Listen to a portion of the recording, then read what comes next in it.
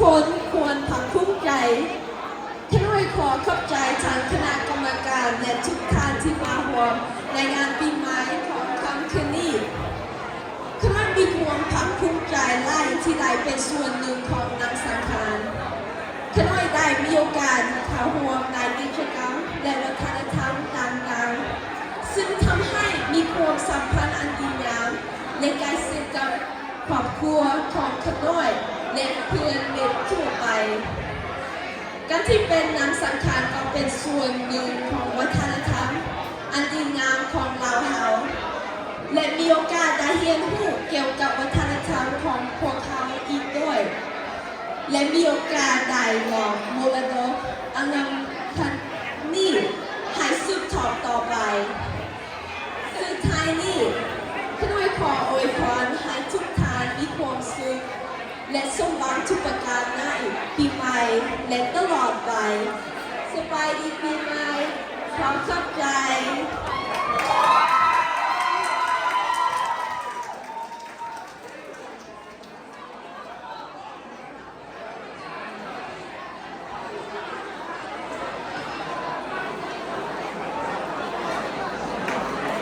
ขอขอบใจนางสาวเทพสุดากรมสอนแก้วเนาะนางสังขารประจำปี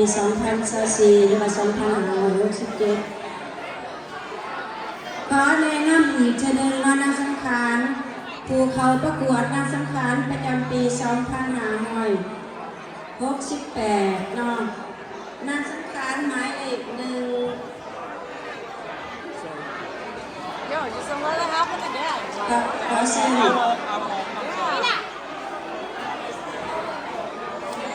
นางสังขารหมายเลข1ขอเชิญ step over and Nina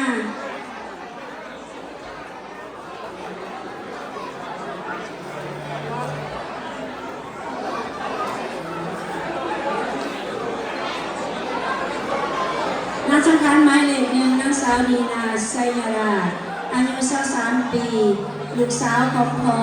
อาโนไทยและแม่ดวงบุภาไซยารามาจาก West Hartford คอนเนติคัตขอเสียงตบมืออีกทีหนึ่งนะ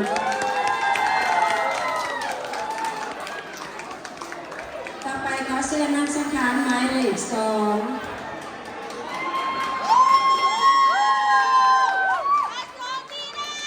นางสังขารหมายเลข2นางสาวคริสตินาเซยวงศ์อายุ21 ปีเป็นลูกของพ่อสมศักดิ์และแม่อุดรลิแตนเซยวงศ์จากโลเวลการเรียนฝ่ายบริหารธุรกิจอยู่ยูแมสซับเลอร์นี่คือนางสังขารหมายเลข2คริสตินาเซยวงศ์ต่อเชิญนางสังขารหมายเลข3นางสาวอเล็กซาบุญญศรีอายุ21 ปีเป็นลูกของพรนิดและแม่แอบุญญศรีมาจากวอลแฟมกำลังเฮ็ดเวียกอยู่แผนกฝ่ายขายอนาคตอยากมีธุรกิจเป็น Travel Agent นางสังขารหมายเลข3อเล็กซาบุญญศรีขอเชิญนางสังขารหมายเลข4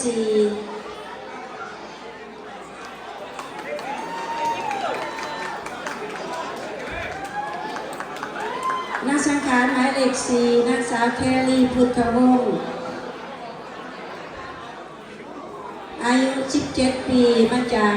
แดนวิลล์อาร์เคนซอว์เป็นน้องสาวของทีน่าของวงกุหลาบแดงของเฮา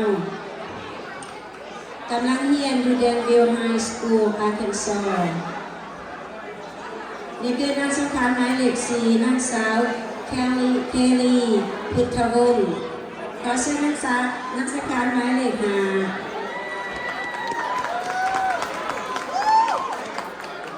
นางสังขารหมายเลข5นางสาวอาริยานาจันทวงศ์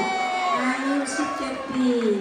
เรียนอยู่เกรเดอร์ลูกคุณพ่อดอนนี่และแม่มาลินีเพ่งจันทวงศ์มาจากโลเวลมีความใฝ่ฝันอยากเป็นผู้จำหน่ายเครื่องสำอางนะขอเสียงตบมือให้แกนักสังขารหมายเลข5ขอเชิญนักสังขารหมายเลข6 Go Anna! นางสังขารหมายเลข6นาง สาวอิสเปล่าดวงแก้วเข้ามาสิงอายุ22 ปีมาจากโลเวลเป็นลูกของพ่อดวงเดือนแม่ดอกแก้วเข้ามาสิงเรียนอยู่ Middlesex Community College กิจกรรมยามว่างเป็นนักห้องประจำวงดาราชาเปอร์นะเป็นห้องเพลงลาวก็ได้ขอเสียงต้นเงยแก่นางสาวอิสเปล่าเข้ามาสิงขอเสียงนางสังขารหมายเลข7หมายเลข7นางสาวตุ๊กตาคำวันทองลิสแมนดาอายุ22 ปีมาจากโลเวลเป็นลูกของพรใจแม่สมใจคำวันทองเรียนอยู่ UMass Law แผนกบัญชีกิจกรรมยามว่างก็คือฟ้อนนาฏศิลป์ลาวและห้องเพลงและทำเป็นสร้างแต่งหน้าพร้อมขอเสียงตบมือให้แก่นางสังขารหมายเลข7ตุ๊กตาคำวันทอง Go, girl. โอเคคะแนนก็อยู่ในมือคณะกรรมการแล้วนางสังขารหมายเลขนางสังขารจะได้รับขันเป็นรางวัลเนาะแล้วก็มงกุฎประจำนางสังขารประจำตัวนางสังขารแล้วมีรางวัลพิเศษนางงามวัฒนธรรมลาวและนางงามขวัญใจประชาชนแล้วก็จะได้รับขันและมงกุฎพร้อมแต่มีรางวัลพิเศษอีกเนาะคือว่าวัดอาจารย์เพิ่นว่าโอ้ยรางวัลย่อมน้ำใจให้ลูกหลานไปเนาะมีแต่เป็นฟ้อนงามๆเพิ่นจะได้เลือกได้ผู้เดียวเนาะได้เลือกได้ผู้เดียวมีรางวัลพิเศษให้ฟ้อนละวงงามของเจ้าว่าอันนั้นเอาไว้บัตรสุดท้ายเนาะก็ขอเชิญน้องลาขึ้นมาว่าเขาก็ให้เกียรติเพิ่นเป็นพิเศษคือว่า former State Rep and also former Mayor of Lowell สิไม้แห่งภาษาโดยพบใจWow, what a special evening today. I couldn't ask for more. Yes,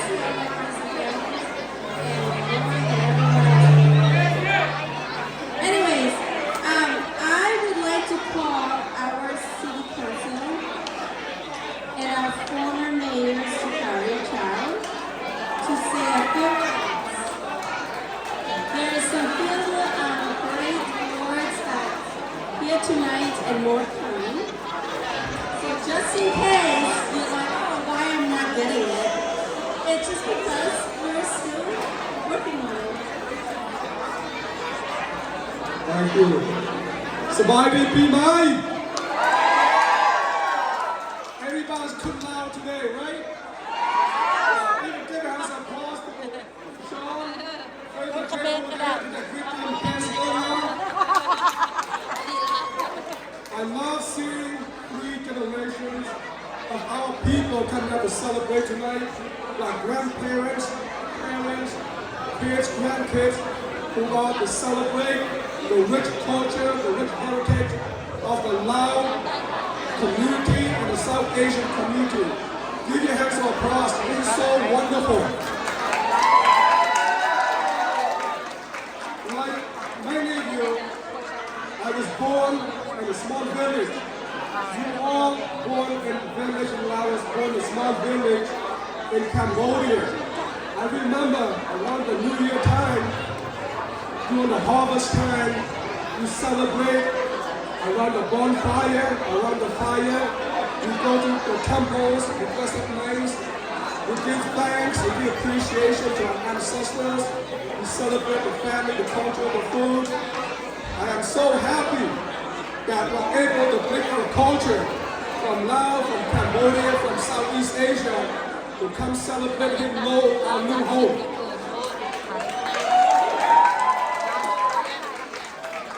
Like you, I was an immigrant. I came here when I was 9 years old.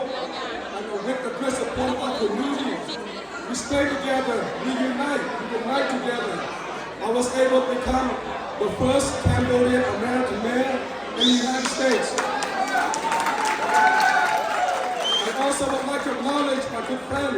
He was the first state representative in the United States as well, Ladi Mom.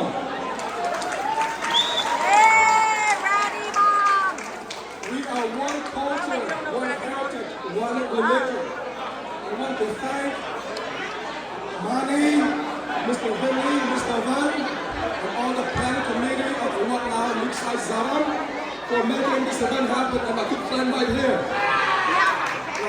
Congratulations, Happy New Year, Sabari P. Mike.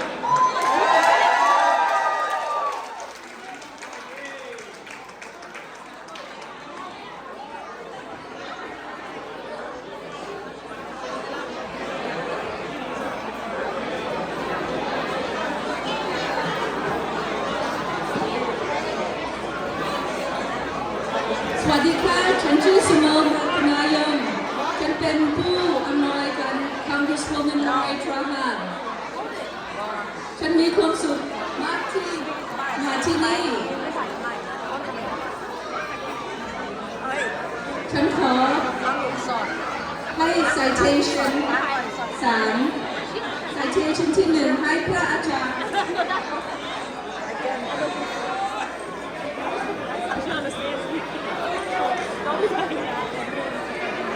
ขอให้ citation พระอาจารย์อินพลสายสิน United States House of Representatives Certificate of Special Congressional Recognition presented to Venerable Inpon Sayasin. We recognize Pra Ajahn Hani Inpon for his distinguished service as Master Monk of Wat Lao Visayarin, guiding the spiritual well-being of the community with wisdom and compassion. His devoted support of the Nang Sangkan celebration has been instrumental in preserving and enriching the cherished cultural and religious tradition of the Lao culture throughout Massachusetts.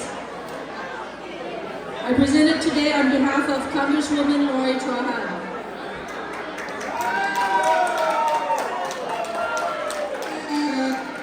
We could never have this event for over 20 years without Ajahn Inpon. เป็นประกาศให้อาจารย์อินปอนสยศิลป์ว่า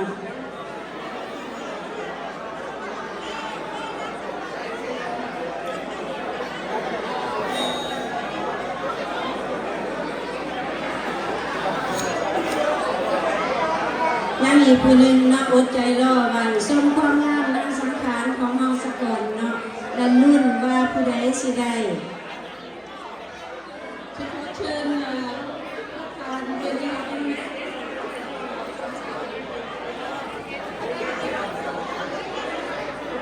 United States House of Representatives Certificate of Special Citation presented to Prathan Wat Lao Visayarin Veni Bunasi. We recognize Veni for his exceptional leadership as the President of Wat Lao Maxi Haram, demonstrating unwavering dedication to preserving Lao cultural heritage. His steadfast support of the Nang Sangkan celebration has fostered unity within the community, ensuring the continued success of this important contribution. Congratulations. Thank you ขอแสดงความยินดีนะทานิชบุญญศรีนะ My last citation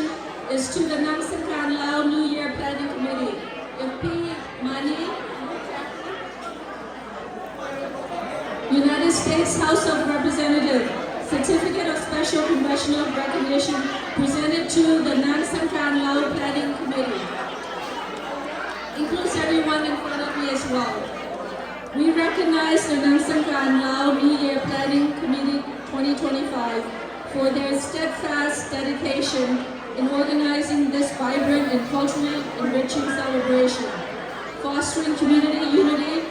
and preserving cultural traditions of the Lao community. Their hard work has made a lasting impact on the Lao American community and continue to strengthen cultural awareness and inclusivity throughout Massachusetts. Congratulations from Congresswoman Lori Trahan. อันนี้เป็นประกาศเกียรติคุณให้แก่งานสังขารคอมมิตนะคณะจัดงานสังขารของเราขอบใจสว่าง สวัสดีพี่หมายค่ะ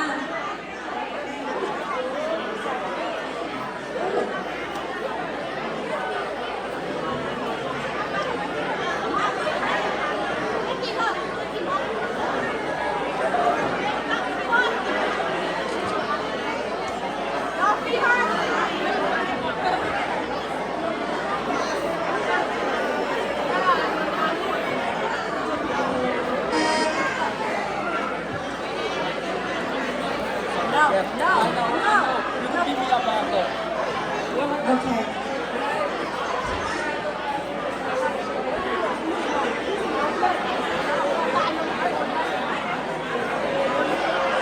Okay, one last thing that's a request from the ประธานบัตรพนอพนthe cost ขอเชิญสปอนเซอร์ออกมา Great. One more. นางสาวเวียงดารานิกรชอนเฟย์ Come on, get in. please step over the stage You good? You good? ชอนเฟย์มาเพย์for the home Alright. 3. 1, 2, 3. Alright, good. Come. Yeah, please step on the stage please with the นางสังขาร the next one is คันแก้วไปคันแก้ว please step on the stage and Lao Thai Kitchen restaurants please step forward please come to the stage okay come on over to the stage please Jim and La please come to the stage this is all the sponsor what we say and I would like to say thank you Mr. Sayod and Penkip, please come to the stage over there to get a flower from us as appreciation.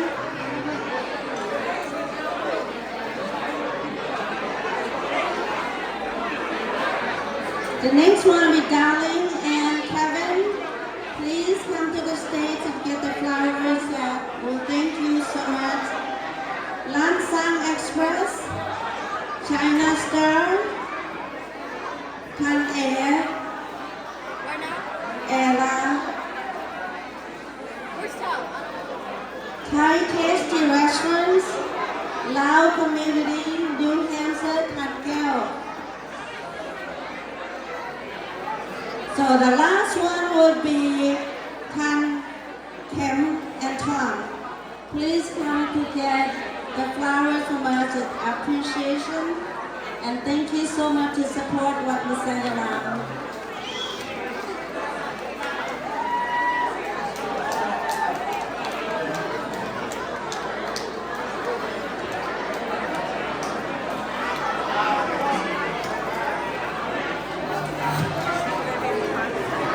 Yeah, Kim and Tom, please.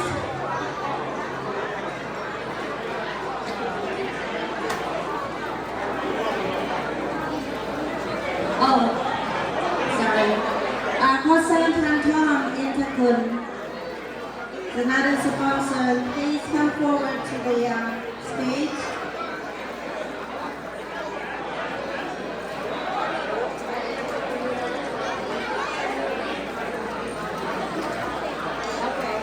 Well, thank you so much and for everybody, and thank you for the support of what we say around. And ขอเสียงตบมือเลยนะขอเสียงตบมือเลยเนาะ All right.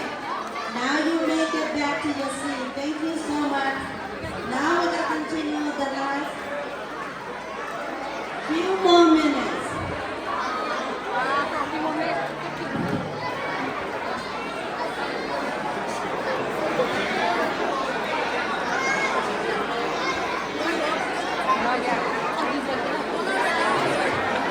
Okay. อีกจะหนึ่งสุดท้ายเนาะเราคอยเวลาเราคอยสุดท้ายก็มาถึงแล้วเราจะประกาศรางวัล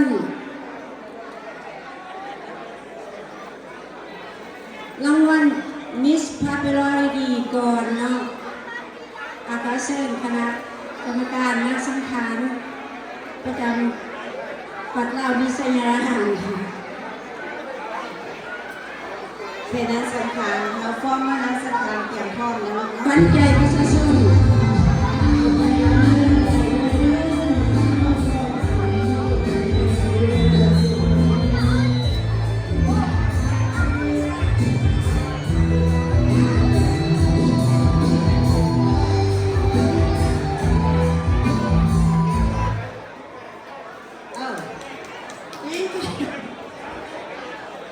Okay, we ขวัญใจประชาชนจะได้รับรางวัลเป็นขัน1หน่วยมงกุฎโชฟีและสายสะพายที่เฮ็ดจากเมืองลาวเนาะประธานได้เตรียมพร้อมแล้วบ่ซ้อมเจ้าโอเคเตรียมซ้อมไว้ดี Miss Popularity would be นางสังขาร Christina Sayamon คริสตินาไซยงเป็นขวัญใจประชาชนอีกคนหนึ่งในสำหรับปีนี้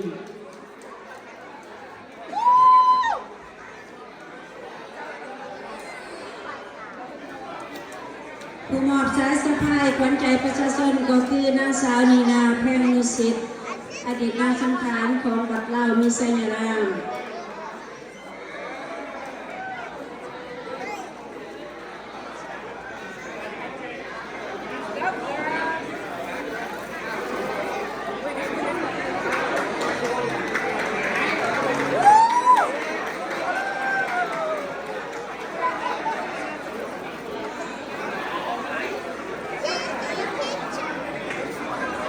โอเคต่อไปเป็นนางสาวลาว culture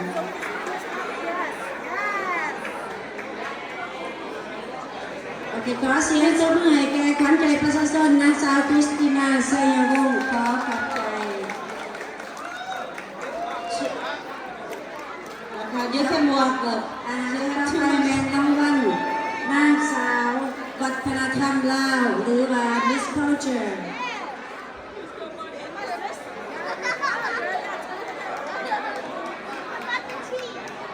นางสาววัฒนธรรมลาวนี่จะรับคะแนนจากนุ่งเครื่องงามฟ้อนงามบ่แม่นฟ้อนงามอะไรธรรมดาฟ้อนงามมีรางวัลพิเศษโอเคนุ่งเครื่องงามแล้วก็สวยงามตามแบบฉบับนางสาวลาวเนาะ Are we ready for Miss Culture, Loud Culture? Okay. The sooner we move, the faster we can dance, right? Okay, ต่อไปนาง Miss Loud Culture is going to be 16ก็คงมีเงินไม่ต้องเตะ นางสังขารหมายเลขซีเคลลี่พุทธวงศ์ได้รับรางวัลนางสาววัฒนธรรมลาวเนาะแต่ขอขอบใจสำหรับสายสะพายจากประเทศลาวทานไส้มีไส้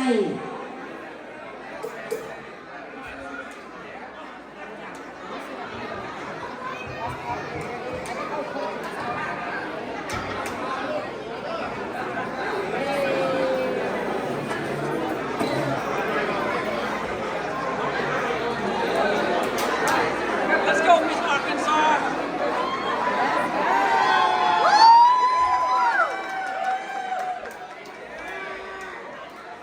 นางงามวัฒนธรรมลาวก็ได้รับขันหน่วยหนึ่งเป็นรางวัลสายสะพายและก็มงกุฎเนาะ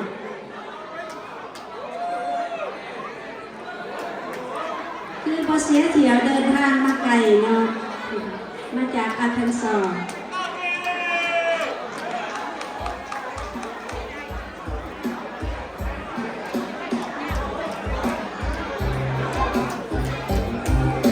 Let's go, Arkansas. ขอเสียงตบมืออีกเลยนะเนาะ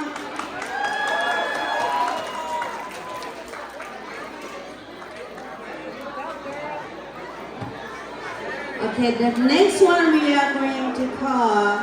the top 3 numbers. The top 3 numbers, please step forward when I call your number names.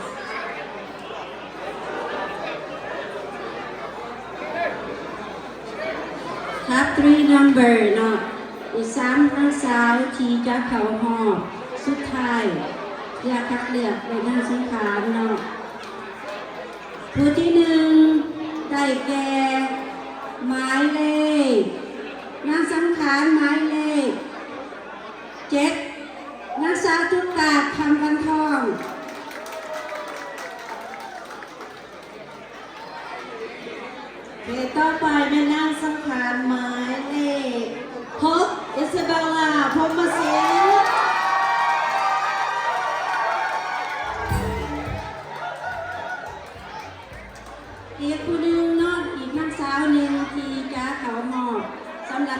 คนเนาะคืออีกคนหนึงได้แก่นางสาวอเล็กซ่าหมายเลข3อเล็กซ่าบุญญศรี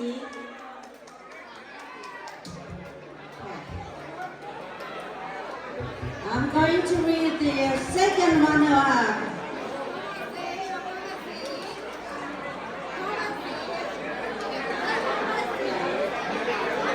Okay, the second monologue going to be Nang Samkhan, number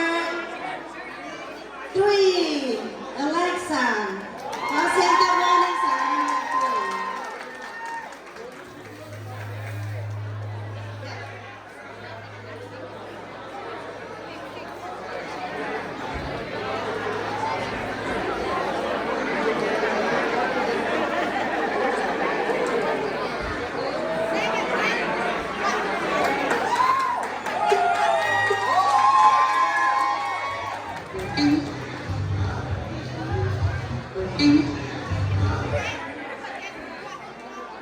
Okay.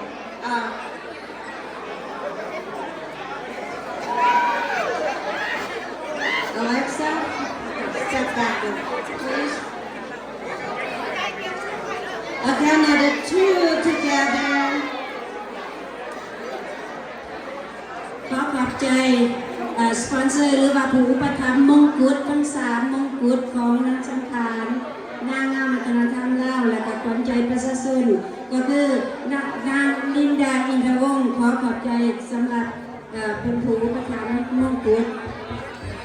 Okay, Kaptan Isabella, please stay together, come together, holding hand like a.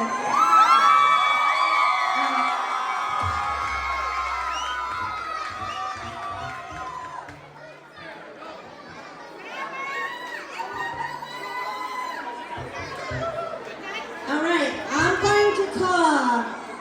the Nang Samkhan 2025 for tonight.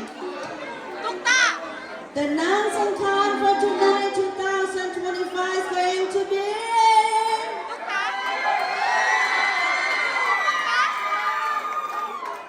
Isabella Thomason.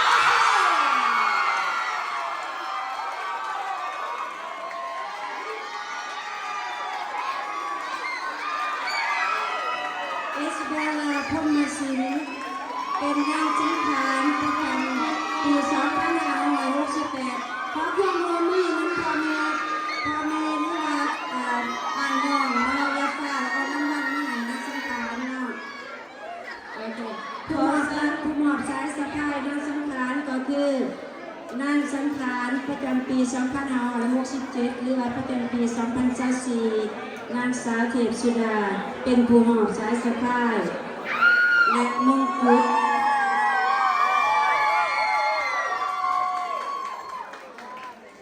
ขอเชิญสปอนเซอร์นางสังขารปี2025ยานางขันแก้วสปอนเซอร์ and Steve Spalding สตีฟเป็นคันแก้ว Spalding เป็นสปอนเซอร์นางสังขารประจำปี2568มีมูลค่า $1,200 ขอเชิญมอบรางวัลให้ลูกหลานเนาะ Steve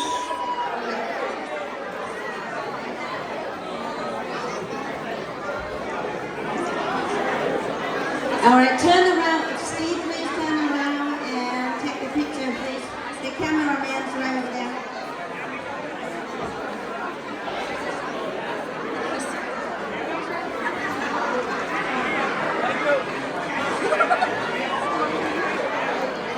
ยังอีกรางวัลหนึ่งเนาะยังรางวัลพิเศษก็คือรางวัลก่อนงานเนาะ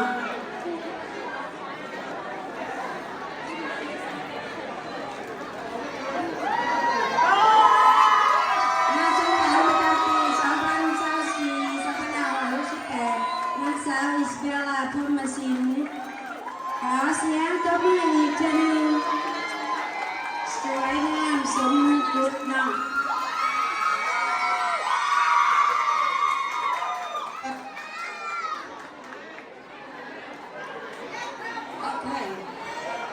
One more thing that we forgot, we didn't really completely forget. รางวัลป้อนลำวงงามเกตประธานนิดนะขอเชิญมอบรางวัลป้อนงามในค่ำคืนมื้อแลงนี้ให้แก่นางตุ๊กตา Yes! นางสังขารหมายเลข7นางสาวทุกตาคำบรรทองได้รับรางวัลพิเศษรางวัลก่อนลำวงงาม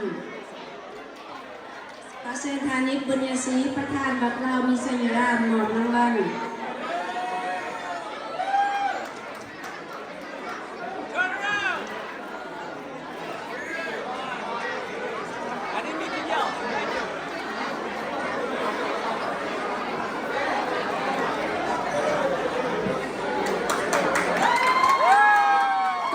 ต่อไปขอเชิญ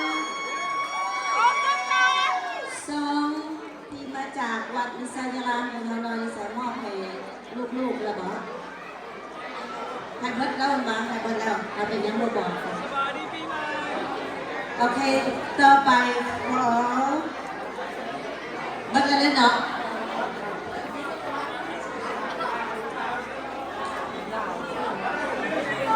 Okay, we're gonna do the final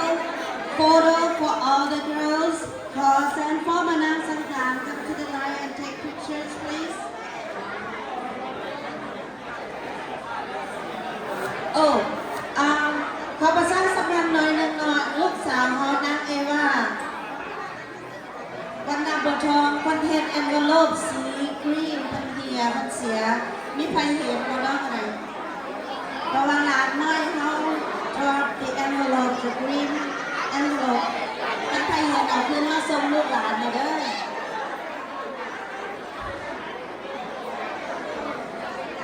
เกี่ยวเนี่ย ขอเชิญนางสังขารและคณะมอบรางวัลถ่ายรูปกับนางสังขารประจำปีนี้เนาะโรซา